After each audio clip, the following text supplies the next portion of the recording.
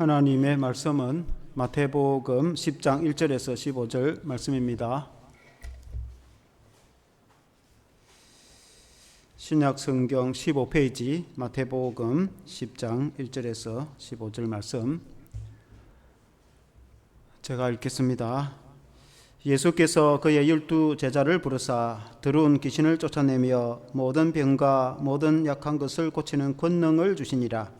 12 사도의 이름은 이러하니 베드로라 하는 시몬을 비롯하여 그의 형제 안드레와 세베대의 아들 야고보와 그의 형제 요한, 빌립과 바돌로메, 도마와 세리 마테, 알페오의 아들 야고보와 다데오, 가나나인 시몬 및 가룟 유다 곧 예수를 판자라.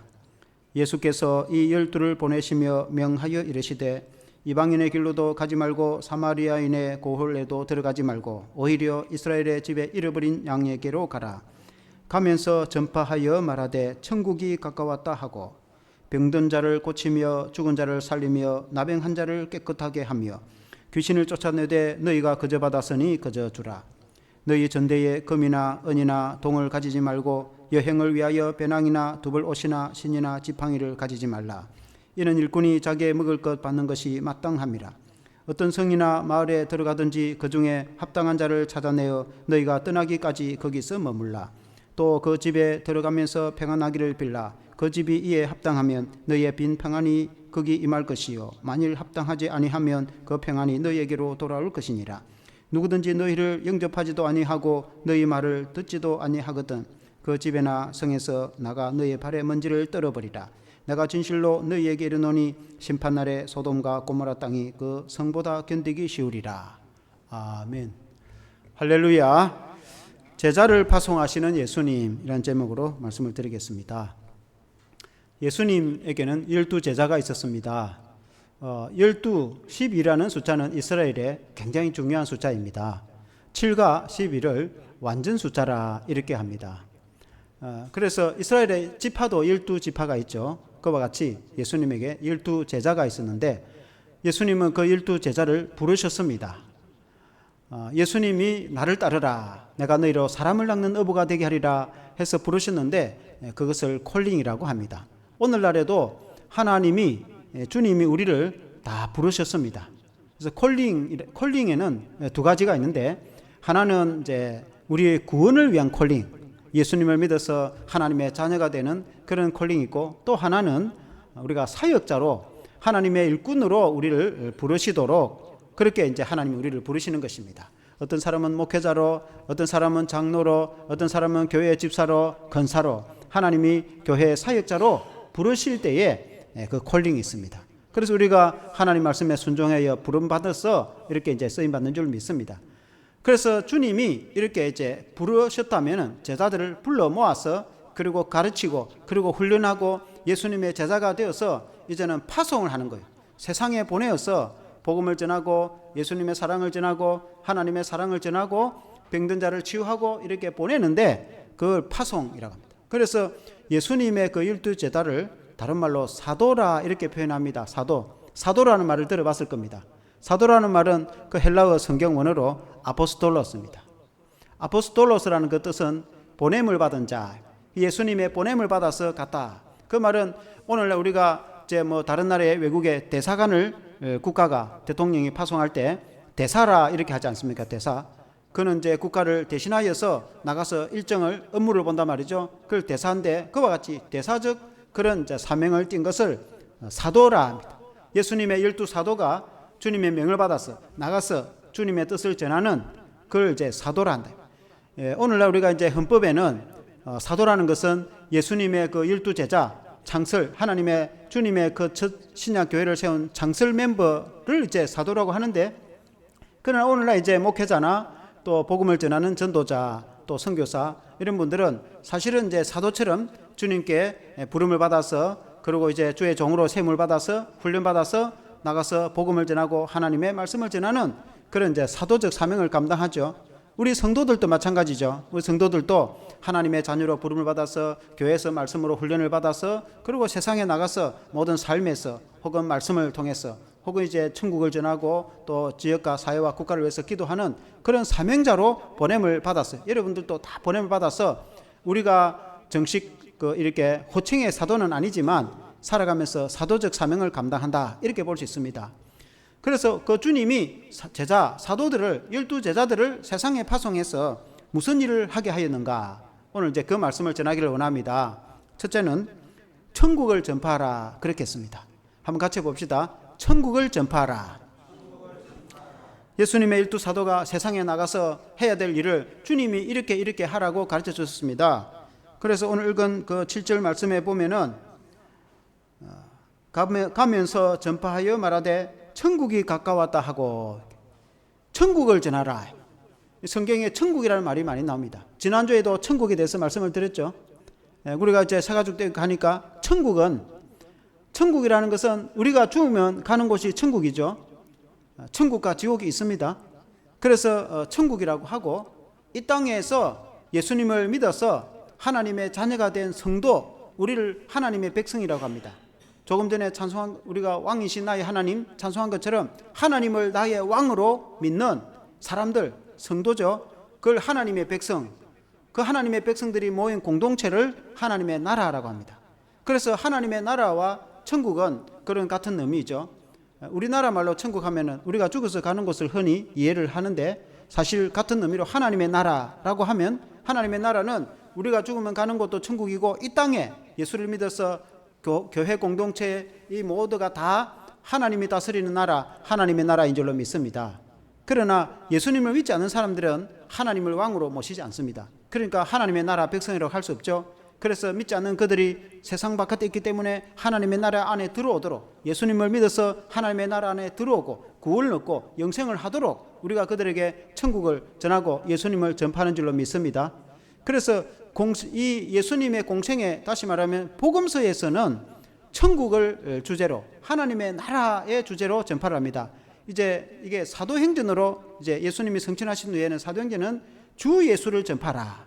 왜냐하면 예수님을 믿어야 하나님의 나라 안에 들어오게 되니까. 그래서 주제가 조금 진척이 됩니다. 그때는 천국을 전파라 이렇게 말하기보다는 주 예수를 전파라, 주 예수를 믿어라, 주 예수를 믿으면 천국에 들어가기 때문에 그렇습니다. 그렇게 이제 복음이 진척이 되는데, 여러분, 이 구원이라는 것은 천국과 지옥이 반드시 있습니다. 우리가 성경에도 보면은 예수님이 부자와 나사로의 비유로 말씀하셨습니다. 예수님이 공생의 시절에 비유로 말씀하시기를, 어떤 부자가 있었어요.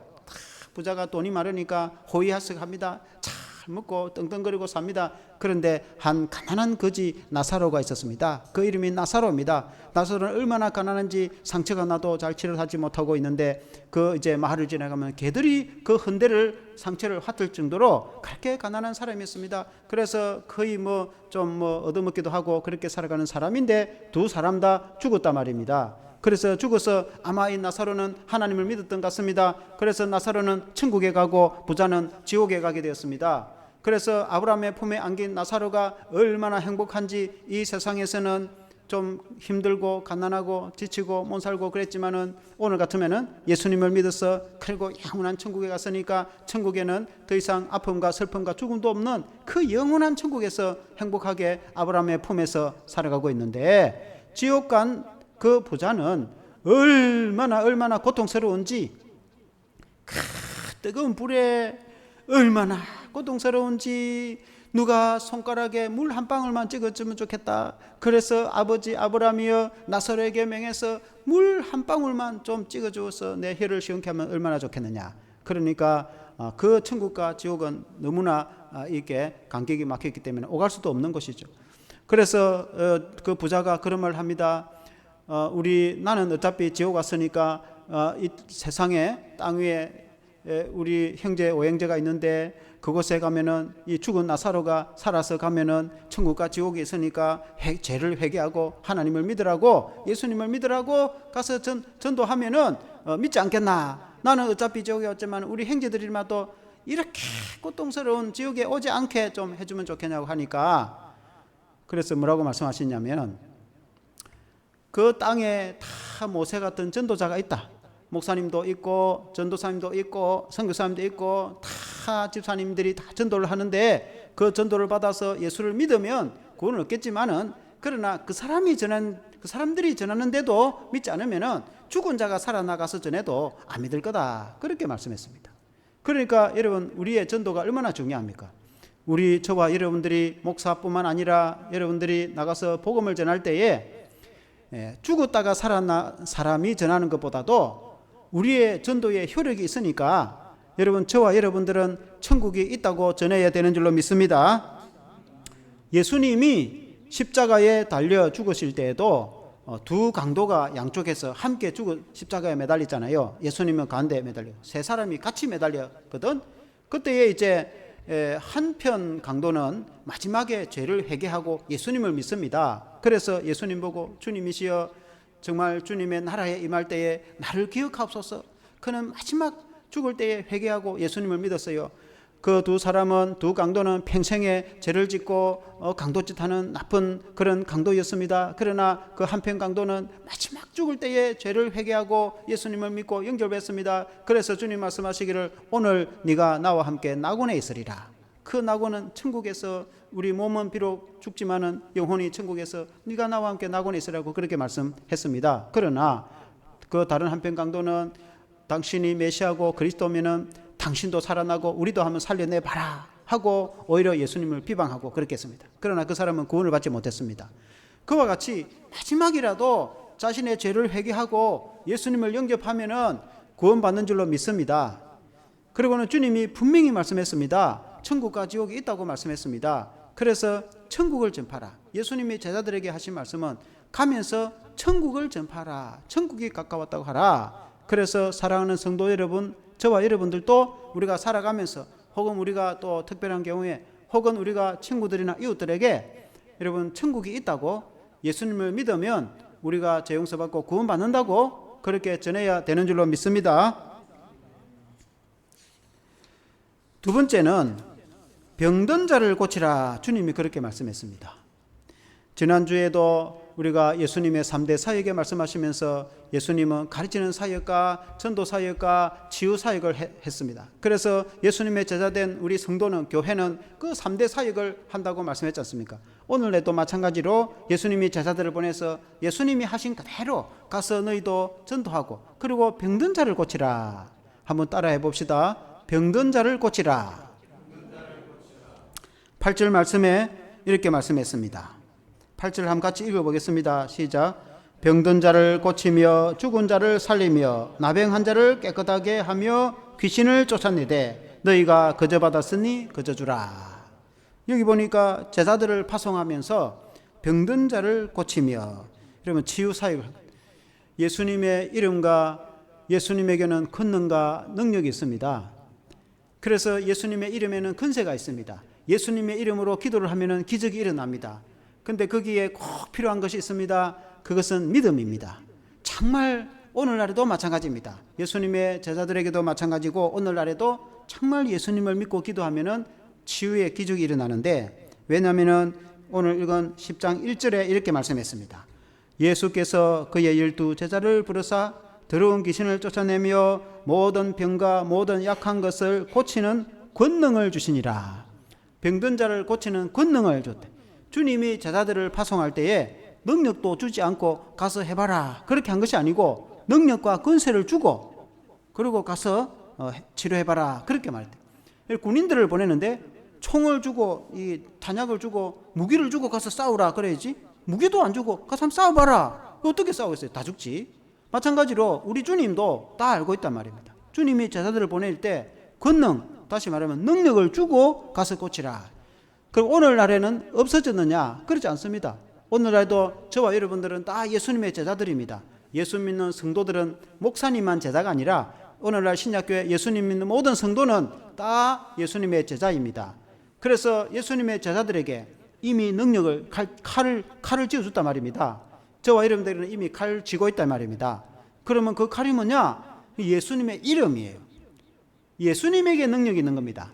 그래서 예수님의 이름으로 기도하면 병이 치료가 받는데 그게 반드시 필요한 것이 있습니다. 그것이 믿음입니다. 믿음. 예수님이 치료를 할 수 있다고 믿어야 되는 것입니다. 믿지 않고 가서 아무리 외쳐봐야 안 돼요. 아무리 기도해봐야 안 돼요. 내가 정말 예수님을 믿고 기도하면 치유가 일어난단 말입니다.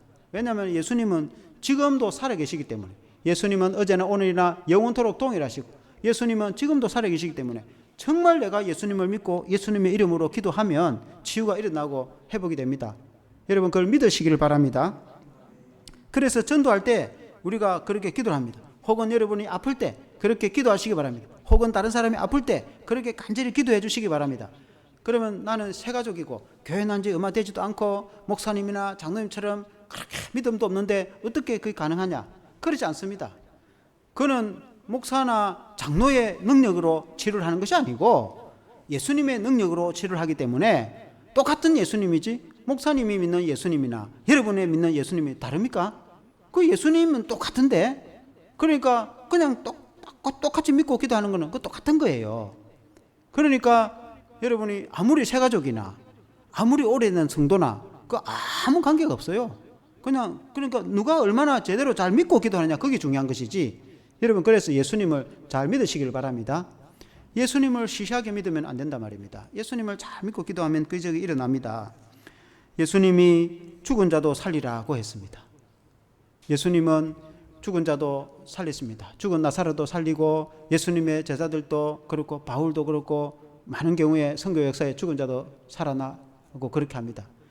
저도 전도사 때에 그와 비슷한 기적을 한번 경험한 적이 있습니다. 30대에 가장 젊은 재판 전도사 때에 그 시골에 교회를 개척했고 산속에 전도를 하는데 저 둔덕이란 마을 그때 마을 지금은 그 버스 종점인데 거기에 주일학교 6학년 초등학생이 있었어요. 그 여름에 이제 우리 이웃에 이제 대학생 청년이 방이라고 이제 서울에 대학교 다니다가 교회 다니는 친구가 와가지고 이제 주일마다 교회를 와가지고 그 집에 오토바이를 타고 교회 왔다 갔다 했거든.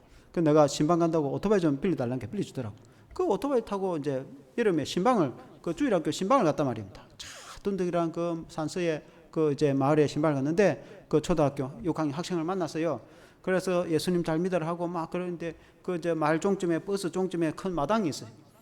그러게 6학년이 돼가지고 호기심이 얼마나 많아요. 그러니까 이 오토바이를 한번 타보고 싶은 거예요. 그래서 안 된다고. 이거 오토바이 타면 안 된다고. 그래도 한 번만 타게 해달라고. 얼마나 사정한지. 그럼 내가 뒤에서 잡아줄 테니까 그래 천천히 한번 타봐라고. 그 내가 뒤에서 잡았는데 얘가 오토바이를 타고 그 이 악셀레터를 갑자기 이렇게 당기는 겁니다. 그러니까 오토바이가 말처럼 날아버려. 부악 날아. 이만한 높이에 언덕이 이제 그 위에는 이제 논이고 계단논처럼 언덕에다가 오토바이 꽉 집어버렸어. 그니 뭐 쓰러지고. 그러니까 내가 보니까 죽었더라고. 숨도 안 쉬고. 와, 이 전도사님이 사람 죽였다고 소문 안 나겠습니까? 그럼 교회가 어떻게 되겠어요? 전도가 되겠습니까? 그래서 그 마당에 서서 그 아이를 품에 안고 기도를 했습니다. 하나님이 아이를 살려달라고. 이 교회를 세워야 되는데 큰일 났다고. 간절히 하나님 살려달라고 기도하고 예수님의 이름으로 기도합니다. 다자가 끝나는 순간에 기침을 하면서 눈을 탁 뜨고 있었다. 아이고 내가 안심해갖고 뛰봐라. 괜찮나? 괜찮은데요. 그래 알았어 집에 들어가. 아프면 말해라. 그 아무 이상한 듯이 그냥 뭐 집에 그래 뛰다니면서 또 가는 거야. 오토바이도 또 그냥 또 떼 또 다 부서진 줄 알았더만은. 그 내가 그냥 조용히 타고 내려가지고 그 이제 뭐 돌려줬죠. 내 일생에 한 번밖에 없을 거예요. 앞으로 그런 일이 있겠나 싶습니다. 여러분 하나님이 살아 계십니다. 하나님이 역사하시는 거 여러분 믿으시길 바랍니다. 다 하나님이 역사하는 것이지 사람이 하는 것이 아닙니다. 그리고 나병 환자를 깨끗하게 하라고 했어요. 나병 환자는 여러분 알죠?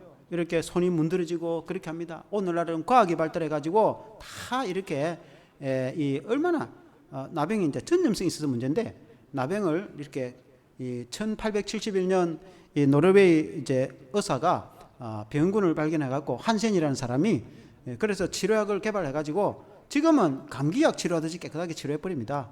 그래서 지금 우리나라에 나병 같은 건 하나도 겁이 안 납니다.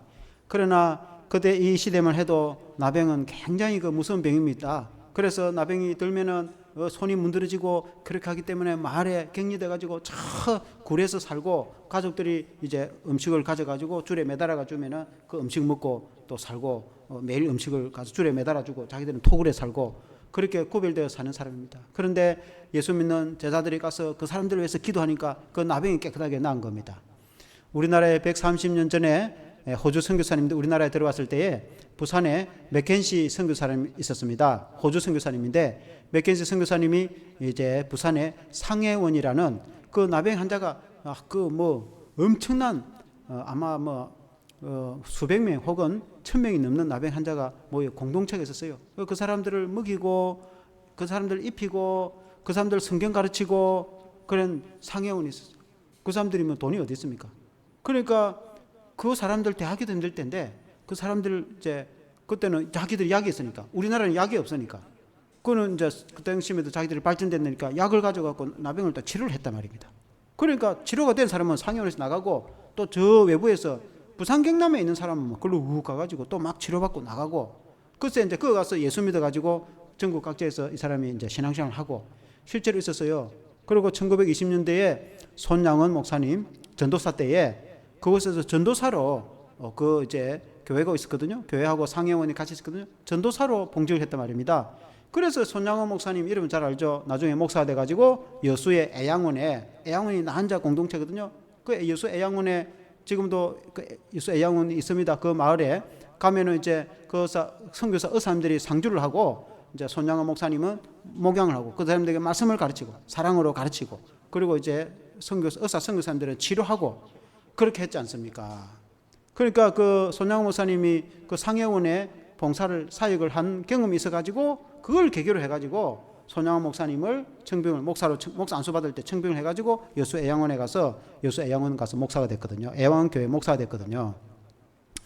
그렇게 우리나라에 들어온 선교사님이 그렇게 했고 그 목사님들이 그 환자들을 치료해주고 사랑으로 그들을 섬기고 목양하고 그렇게 했습니다. 교회가 다 그렇게 했습니다. 지금은 과학이 발달해가고 의학이 발달해갖고 다 치료되어지고 우리 노예 안에도 지금은 같이 안에 들어와 있기 때문에 지금은 그 구분도 없어요. 그런 건 이제 옛날 이야기지만 그러나 그 시대는 굉장히 무서운 병이었습니다. 그러나 주님이 그들을 치료해 주신 걸 믿습니다.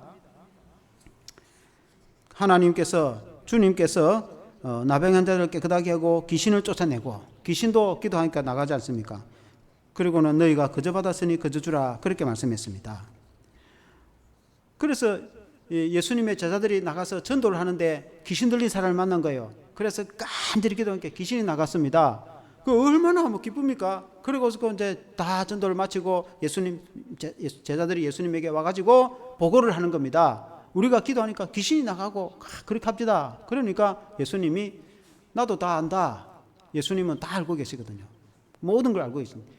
그러니까 그런 것 때문에 기뻐하지 말고 너희들의 이름이 생명책에 기록된 걸로 기뻐하라. 귀신 나간 거 그것도 물론 훌륭하지만은 그게 전부가 아니고 그보다도 더 기뻐해야 될 것은 얼마나 기쁜지 기도를 하니까 귀신이 나가니까 병이 떠나가고 하니까 제자들이 기절할 것 같은 거 무슨 이런 일이 있는 거 싶어가지고 그래서 보고하러 왔을 때 예수님이 차라리 너의 이름이 하늘 생명책에 기록된 걸로 기뻐하라. 오늘날 말하면 우리가 예수님을 믿어서 하나님의 자녀가 되어서 영생을 얻고 천국 백성이 된 것이 훨씬 더 기쁜 일인 거예요.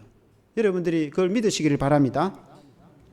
그래서 여러분이 거저 주고 치료해 준다고 해서 돈을 받고 그러지 말고 그냥 그저 너희들이 거저 받았으니 거저 주라고 그렇게 말씀했습니다. 그리고 세 번째는 전도할 때 물질에 연연하지 마라 그렇게 말씀했습니다. 한번 같이 해보겠습니다. 물질에 연연하지 말라. 9절 말씀해 보니까 너희 전대에 금이나 은이나 동을 가지지 말고 그렇게 했습니다. 이 전대라는 것은 오늘 말하면 지갑 아닙니까? 내가 전도하러 가야 되니까 지갑에 돈을 많이 챙겨가야 되겠다. 사람들은 그렇게 생각하는데 그런 거 안 챙기고 된다. 그 왜? 가면은 너희 먹을 거 다 챙길 테니까 우리가 이제 전도를 가면은 사람들이 음식도 제공하고 그렇게 한단 말입니다. 그래서 미리 내가 돈도 없는데 어떻게 전도로 나가냐. 전도 여행을 갈 때 그런 거 걱정하지 마라. 그래서 밭을 가는 소에게 망을 씌우지 말라는 말씀이 있어요. 소가 밭을 가는데 망을 씌우자는 말은 소가 일을 하는 소에게 음식을 먹으면서 일을 시켜야지 소에게 음식도 먹이지 않고 내일이 일을 시키는 농부는 없어요. 그와 같이 하나님의 일을 하는데 하나님이 그 모르시는가 다 알고 있단 말입니다. 그래서 그때 하나님이 공급해 주니까 그런 거 걱정하지 말고 무조건 나가라 그 말입니다. 전도하는 사람이 그런 믿음이 있어야 되는 거예요. 엘리야가 까마귀가 음식을 제공해 줬단 말입니다. 예수 믿는 사람은 가면은 하나님이 누구를 통해서라도 하나님이 제공해 준단 말입니다. 거처도 제공하고 먹을 것도 제공해 주고. 그러니까 물질에 너무 연연해 가지고 그렇게 하면은 주의 일을 못 하는 거예요. 오늘날에도 주의 일을 하는 목회자나 또 교회가 다 공급해 주잖아요. 이렇게 사례도 주고 사택도 제공해 주고 그걸 다 교회가 그렇게 해줄 의무가 있거든. 그러니까 이제 목회자는 말씀 전하고 목양을 열심히 하면은 교회가 알아서 또 다 챙겨주는 거예요. 그러니까 하나님의 나라는 그렇게 운영이 되도록 되어 있습니다. 마찬가지로 주님을 위해서 해외 선교로 가는 사람은 그 선교사가 뭐 농사를 짓거나 그런 일을 안 해도 다 선교 후원을 하잖아요. 우리 같은 작은 교회도 선교 후원을 하잖아요. 그 선교 후원이 다 채워지는 거예요. 그러니까 하나님이 하나님의 방법으로 채워주고 공급해 주기 때문에 하나님이 살아계시는 거예요. 그래서 또 우리는 베풀면 또 우리가 또 받고, 그렇게 갈릴리 물이 흘러가듯이 또 받는 사람은 받고 주는 사람 주면은 또 이렇게 돌고 하나님은 이렇게 운영하기 때문에 하나님이 다 알고 계시고 하나님의 나라를 위해서 일어나는 사람은 하나님이 공급해 주시기 때문에 물질이 없다고 막 걱정을 한다든지 성도가 너무 또 걱정을 하면 안 돼요. 전도할 때는 또 더 그렇습니다. 10절 말씀에 보니까 여행을 위하여 배낭이나 두벌옷이나 신이나 지팡이를 가지지 말라. 이는 일꾼이 자기 먹을 것 받는 것이 마땅함이라. 그러니까 전도하러 갈 때 뭐 신발을 준비하고 뭘 이렇게 준비하고 그런 거 걱정하지 말고 무조건 가라. 그러니까 오늘날도 우리가 전도할 때 너무 물질에 염려하지 말고, 성도의 신앙과 삶에도 마찬가지입니다. 성도가 우리가 좀 비록 가난하면은 가난한 대로 기도하고 또 견디 나가면 하나님이 나중에 채워주는데 너무 걱정을 하거나 염려를, 또 이제 부한자도 마찬가지죠. 돈이 많이 부하면 그거 가지고 막 이렇게 교만하면 또 안 돼요. 그러니까 우리는 청지기 의식으로 우리의 삶도 그래야 되지만 전도도 너무 물질에 의지하지 말고, 물론 물질이 있으면 그걸로 베풀면서 할 수 있지만 물질에 연연하지 말고 우리가 복음을 전할 수 있어야 되는 줄로 믿습니다. 그리고 이제 마지막 네 번째는 어떤 집에 들어가면 평안을 빌라, 그렇게 주님이 말씀했습니다. 같이 따라해 주시기 바랍니다. 평안을 빌라.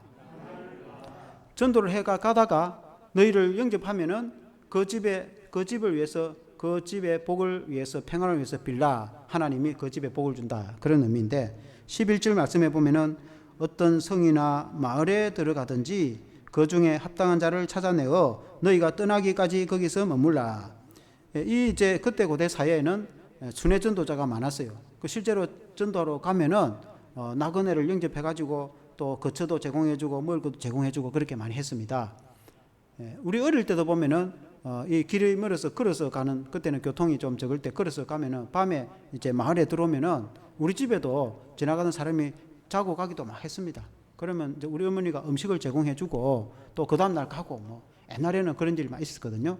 그와 같이 이제 전도를 하다가 하면 사람을 만나서 영접을 해주거든요. 그러면 그 집을 위해서 간절히 빌라, 이 말입니다. 12절에 또 그 집에 들어가면서 평안을 빌라. 그 집에 하나님의 평안이 임하도록 간절히 빌라. 우리도 어느 집에 방문하면 그 집을 위해서 기도하잖아요. 또 어느 곳에 가든지 그곳을 하나님의 축복해 달라고 기도를 하잖아요. 우리가 이곳에 사면 이 지방과 국가를 위해서 기도하듯이 우리가 항상 기도를 하잖아요. 그러면 하나님이 그 기도를 들어주셔서 복을 주시거든요. 그런데 13절에 그 집이 이에 합당하면 너희의 빈 평안이 거기 임할 것이요 만일 합당하지 아니하면 그 평안이 너희에게로 돌아올 것이라. 근데 어떤 집에 갔는데 그 집에 평안을, 복을 빌었는데 그 사람이 그 복을 받을 만한 그릇이 못 되면은 그 너희가 빈 복이 너희에게로 돌아올 거다, 그 말입니다. 그러니까 우리가 하나님께 기도하면은 그 기도를 받을 만한, 그 복을 받을 만한 그릇이 있고 그렇지 못한 그릇이 있는 겁니다. 그래서 그 그릇이 중요한 거예요. 우리도 그릇이 중요해요. 하나님의 복을 받을 수 있는 그릇을 준비해야 복을 받는 겁니다. 그릇이 있어야 복을 받는 거지. 우리 자신이 그릇이 돼요. 어떤 집에 들어가지고 그 집을 간절히 평안과 복을 빌었는데 그 집에 이제 평안과 복이 임하지 않는 거예요. 왜냐하면 그 그릇 받을 만한 그릇이 못 되는 거예요. 그러면 우리가 기도한 것이 헛것이냐?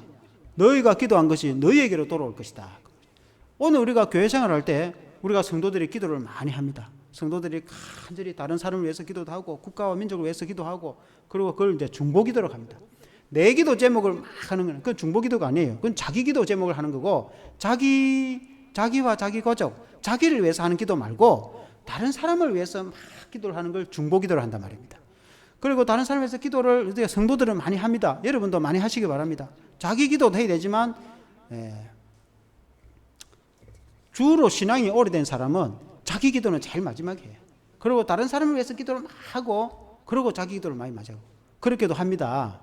물론 뭐 순수가 중요한 건 아니지만, 그래서 어쨌든 다른 사람을 위해서 기도를 많이 합니다. 다른 사람을 위해서 기도를 막 하는데, 그 기도를 해서 그 사람이 복을 받을 수가 있고 복을 못 받을 수도 있어요.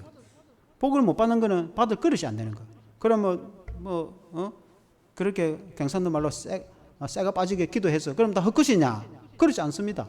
그것이 다 너에게로 돌아온다는 거예요. 그래서 기도라는 중요한, 기도가 헛것이 하나도 없는 거예요. 여러분 기도를 많이 하시길 바랍니다.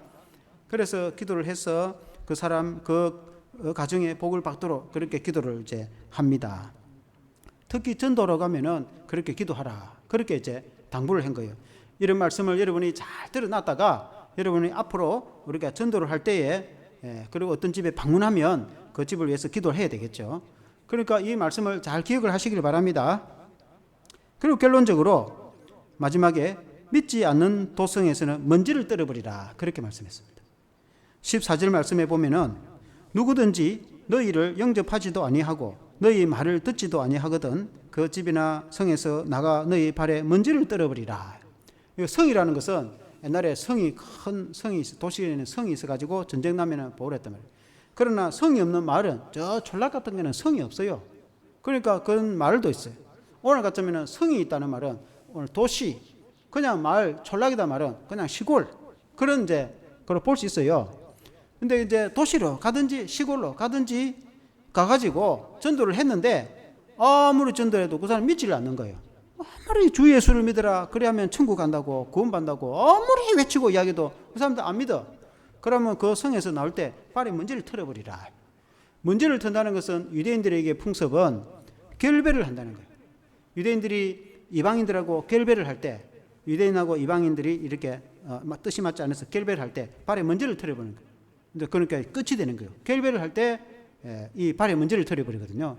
그러니까 그 말은 하나님의 나라 백성과 그리고 불신자들이 너희가 믿지 않으니까, 아무리 전해도 믿지 않으니까 이렇게 먼지를 떨어버리고 결배를 선포하는 것이죠.